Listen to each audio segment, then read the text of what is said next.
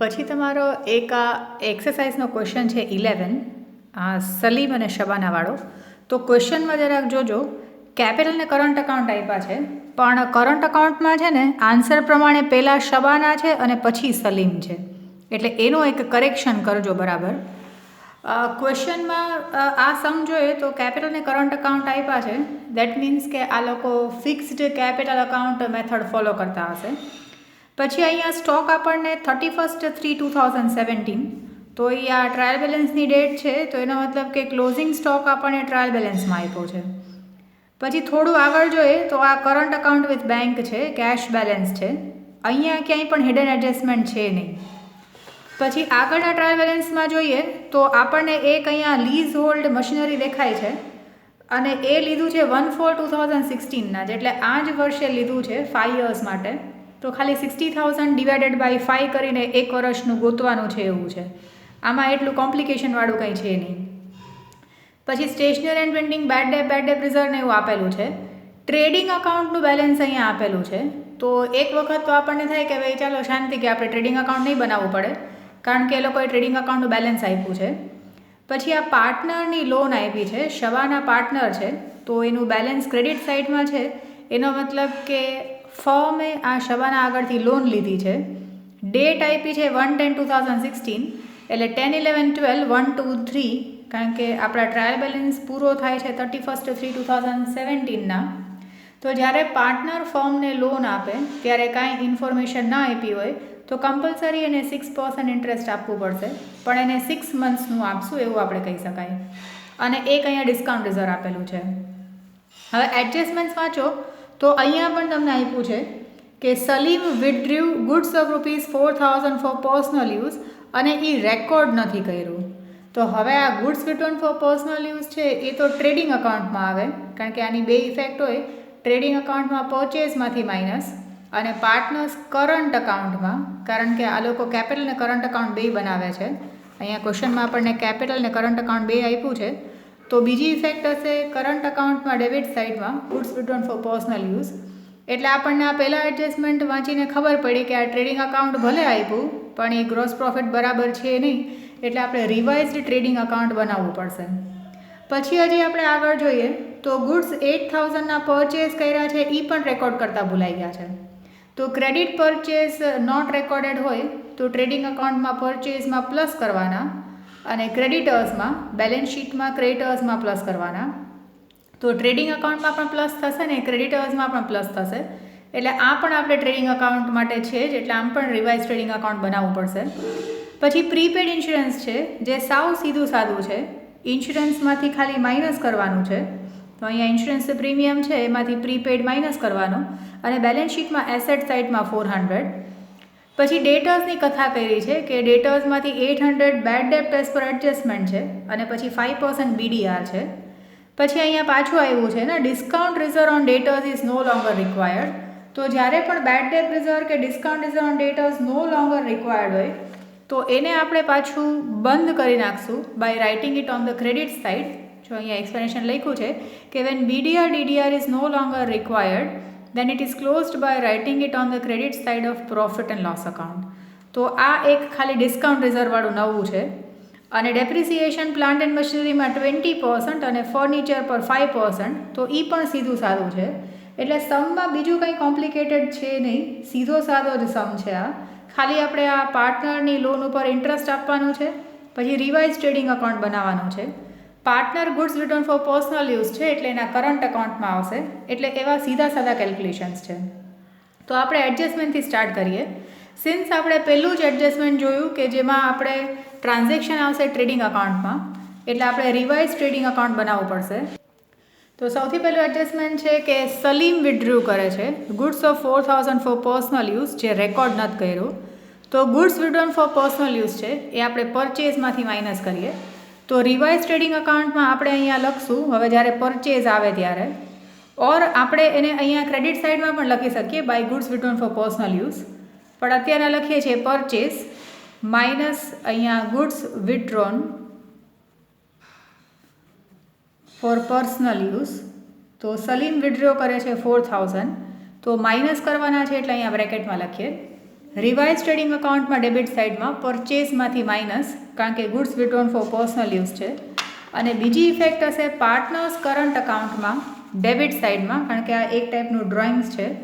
Salim withdraw કરે છે એટલે સલીમના કોલમમાં અહીંયા 4000 અને અહીંયા આપણે લખીએ છીએ to goods withdrawn for personal use. તો આ ફર્સ્ટ એડજસ્ટમેન્ટના બે ઇફેક્ટ, પાર્ટનર્સ કરંટ અકાઉન્ટમાં ડેબિટ સાઇડમાં સલીમના કોલમમાં અને ટ્રેડિંગ અકાઉન્ટમાં આપણે પરચેસમાંથી એ માઇનસ કર્યું હશે goods withdrawn for personal use. Second adjustment આવે છે કે 8000ના ગુડ્સ જે છે એ પરચેસ કર્યા છે યર એન્ડના, જે લખવાના બાકી છે. તો ટ્રેડિંગ અકાઉન્ટમાં પરચેસમાં પ્લસ અનરેકોર્ડેડ ક્રેડિટ પરચેસ.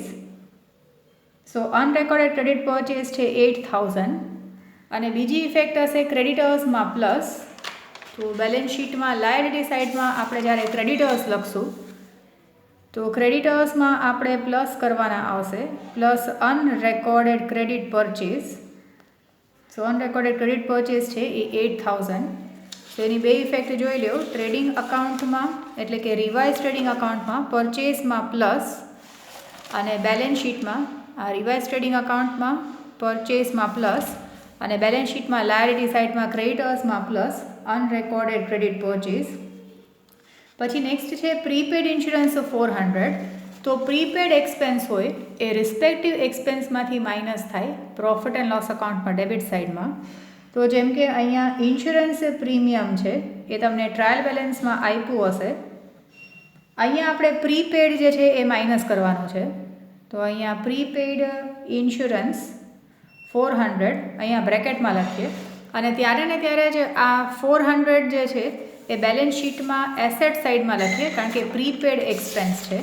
તો બીજી ઇફેક્ટ છે બેલેન્સ શીટમાં એસેટ સાઇડમાં પ્રીપેડ એક્સપેન્સ ઓર પ્રીપેડ ઇન્સ્યોરન્સ બેલેન્સ શીટમાં એસેટ સાઇડમાં 400.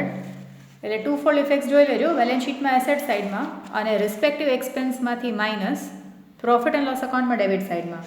હવે ઇન્સ્યોરન્સ પ્રીમિયમ અહીંયાથી ગોતવું હોય તો તમે ટ્રાયલ બેલેન્સમાં જોશો તો અહીંયા ઇન્સ્યોરન્સ પ્રીમિયમ આપે છે તમને 2000. તો અત્યારે જ લખી નાખવું હોય તો 2000માંથી આ 1400 માઇનસ કરીને આઉટર કોલમમાં 1600 આવશે ઇન્સ્યોરન્સ પ્રીમિયમના. પછી એના પછી ફોર્થ એડજસ્ટમેન્ટ છે ડેટર્સમાં 800 નોટ રિકવરેબલ.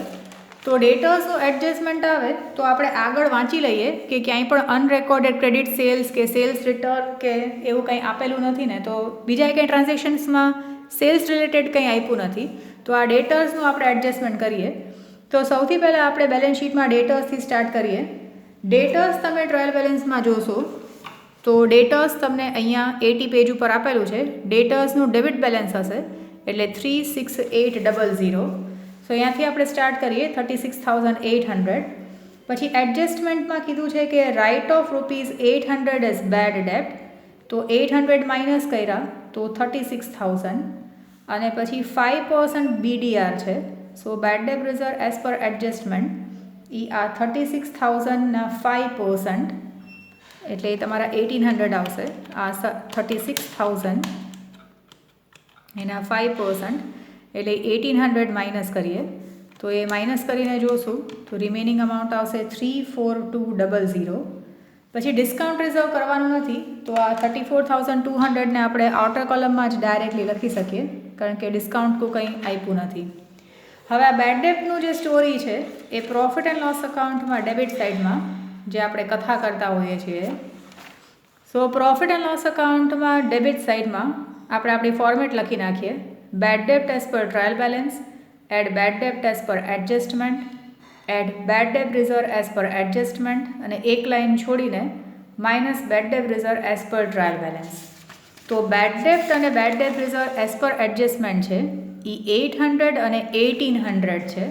તો એ આપણે એડજસ્ટમેન્ટમાં લખી શકીએ 800 અને 1800. પછી અત્યારે આપણે બેડ ડેપ્ટનું કામ પૂરું કરવું હોય તો અહીંયા ટ્રાયલ બેલેન્સમાંથી આપણે જોવાનું સ્ટાર્ટ કરીએ કે બેડ ડેપ્ટ ક્યાંય છે પણ નહીં, છે કે નહીં. તો અહીંયા આગળ બેડ ડેપ્ટ અને બેડ ડેપ રિઝર્વ છે 400 અને 2000. તો આપણે બેડ ડેપ્ટ એઝ પર ટ્રાયલ બેલેન્સ અહીંયા 400 લખીએ તો આનું ટોટલ કરશું તો 3000 અને ક્રેડિટ સાઇડમાં આ bad debt reserve as per trial balance તમારું અહીંયા 2000 આવે છે. તો એ 2000 માઇનસ કરીએ તો આઉટર કોલમમાં 1000.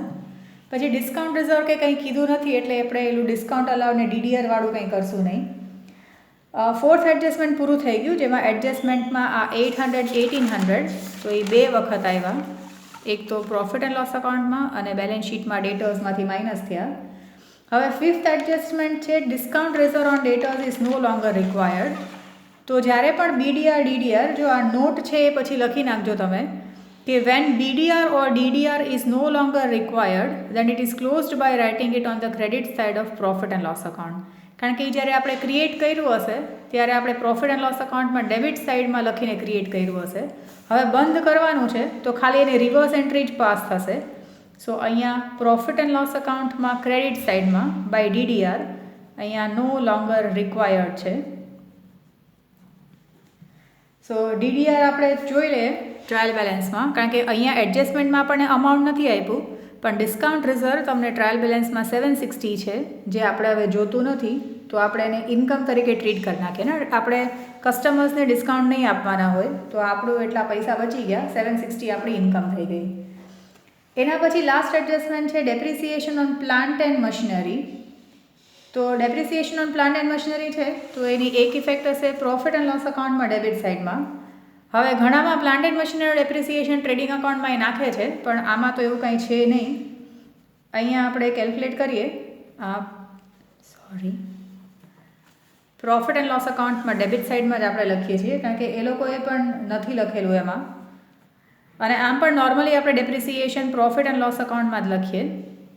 સો ડેપ્રિસિએશન ઓન પેલું છે plant and machinery. Plant and machinery ઉપર 20% છે. સો પ્લાન્ટ એન્ડ મશીનરી તમે ટ્રાયલ બેલેન્સમાં જોશો તો એ 40,000 આવે છે. સો પ્લાન્ટ એન્ડ મશીનરી 40,000 એના 20%, સો એ આવશે 8,000. અને ફર્નિચર ઉપર 5% છે, તો ફર્નિચર પણ ત્યારે જોઈ લઈએ. તો ફર્નિચર પણ એની નીચે જ આપ્યું છે 10,000 અને એના 5% છે. સો 10,000ના 5% એટલે એ 500. તો ડેપ્રિસિએશનની બે ઇફેક્ટ પ્રોફિટ એન્ડ લોસ અકાઉન્ટમાં ડેબિટ સાઇડમાં, અને આ રિસ્પેક્ટિવ ડેપ્રિસિએશન બેલેન્સ શીટમાં આપણે રિસ્પેક્ટિવ એસેટ્સમાંથી માઇનસ કરીએ. સો પ્લાન્ટ એન્ડ મશીનરી 40,000 છે, એમાંથી 8,000 માઇનસ બેલેન્સ શીટમાં આપણે એસેટ સાઇડમાં લખીએ. તો ટ્રાયલ બેલેન્સમાં આપણને પ્લાન્ટ એન્ડ મશીનરી આપ્યા છે. પ્લાન્ટ એન્ડ મશીનરી 40,000 એમાંથી ડેપ્રિસિએશન જે આપણે પ્રોફિટ એન્ડ લોસ અકાઉન્ટમાં ડેબિટ સાઇડમાં લખ્યું 8,000. સો અહીંયાથી 8,000 માઇનસ કરીએ તો આઉટર કોલમમાં 32,000. અને પ્લાન્ટ એન્ડ મશીનરી છે પછી ફર્નિચર. ફર્નિચરની ટ્રાયલ બેલેન્સમાં વેલ્યુ છે 10,000 અને 10,000નું ડેપ્રિસિએશન છે એ પ્રોફિટ એન્ડ લોસ અકાઉન્ટમાં ડેબિટ સાઇડમાં 500 લખેલું છે, તો એ -500 અહીંયા કરીએ. સો 9500. સો બેલેન્સ શીટમાં પ્લાન્ટ એન્ડ મશીનરી અને ફર્નિચર પણ લખાઈ ગયું. એટલે ઇન શોર્ટ જેટલા પણ એડજસ્ટમેન્ટ છે એ બધા જ એડજસ્ટમેન્ટના બે ઇફેક્ટ જે છે એ બધા લખાઈ ગયા. હવે ટ્રાયલ બેલેન્સમાં જે વસ્તુ આપેલી છે એ બધી એક વખત એક જગ્યાએ આવશે. તો હવે અહીંયા આ જોતા જાજો જેમ છે એમ નોટ તમારા ટેક્સ્ટબુકમાં. કેપિટલ અકાઉન્ટથી આપણે સ્ટાર્ટ કરીએ. તો કેપિટલ અકાઉન્ટમાં તો ખાલી આપણે બેલેન્સ જ લખવાના છે. પછી અહીંયા તમે ઉપર પણ વાંચશો તો અહીંયા ક્યાંય પણ તમને પ્રોફિટ એન્ડ લોસ કેવી રીતે ડિસ્ટ્રીબ્યુટ કરે છે એવું આપ્યું નથી. સો એનો મતલબ કે લોકો ઇક્વલી ડિસ્ટ્રીબ્યુટ કરતા હશે. અને કેપિટલ બેલેન્સીસ આપ્યા છે. Interest on capital, interest on drawings કાંઈ પણ છે નહીં આ સમમાં. તો સૌથી પહેલાં આપણે કેપિટલ બેલેન્સીસ લખીએ. તો ક્રેડિટ સાઇડમાં અહીંયા બાય બેલેન્સ બ્રોડ ફોરવર્ડ. તો તમે જોશો તો સલીમનું બેલેન્સ છે 1,60,000 અને શબાનાનું બેલેન્સ છે 1,20,000. પછી કરંટ અકાઉન્ટ જોઈએ તો હવે કરંટ અકાઉન્ટમાં ઊંધું જથ્થું આપેલું છે. પહેલાં શબાના છે તો શબાનાનું બેલેન્સ જે છે એ 10,000 છે. એ જરા ધ્યાનથી જોજો, મેં તમને જેમ કરેક્શન કીધું છે એવી રીતે કરજો. બેલેન્સ બ્રોડ ફોરવર્ડ અહીંયા આગળ એ લોકોએ નામ ઉપર નીચે કરી નાખ્યું છે. એટલે પહેલાં શબાના છે જેના ડેબિટ બેલેન્સ છે 10,000 અને પછી સલીમ છે ક્રેડિટ બેલેન્સ 40,000. તો એ જરા બરાબર તમે ટેક્સ્ટબુકમાં કરેક્શન કરી નાખજો. અને સલીમનું અહીંયા બાય બેલેન્સ બ્રોડ ફોરવર્ડ સલીમનું ક્રેડિટ સાઇડમાં આપેલું છે, એટલે આપણે અહીંયા કરંટ અકાઉન્ટમાં પણ ક્રેડિટ સાઇડમાં લખીએ છીએ. અહીંયા 40,000. પછી કરંટ અકાઉન્ટ લખ્યા પછી ક્લોઝિંગ સ્ટોક આપ્યો છે. સો ક્લોઝિંગ સ્ટોકની એક જ ઇફેક્ટ આવશે બેલેન્સ શીટમાં એસેટ સાઇડમાં, because if closing stock is given in trial balance it has only one effect. 54600 closing stock છે. પછી કેશ બેલેન્સ છે. સો કેશ બેલેન્સ પણ બેલેન્સ શીટમાં એસેટ સાઇડમાં એ છે 560. પછી કરંટ અકાઉન્ટ વિથ બેંક છે. તો કરંટ અકાઉન્ટ વિથ બેંક પણ એનું ડેબિટ બેલેન્સ છે એટલે બેલેન્સ શીટમાં એસેટ સાઇડમાં. પછી ફિક્સ ડિપોઝિટ વિથ SBI, તો એ પણ એનું ડેબિટ બેલેન્સ છે એટલે બેલેન્સ શીટમાં એસેટ સાઇડમાં. ફિક્સ ડિપોઝિટ પછી ડેટર્સ લખાઈ ગયા. ક્રેડિટર્સ હવે લખી નાખીએ કારણ કે ક્રેડિટર્સ 24,000 છે, એમાં અનરેકોર્ડેડ પરચેઝ આપણે જે લખવાના બાકી હતા એટલે ટોટલ ક્રેડિટર્સ હવે થઈ જશે અહીંયા 32,000ના.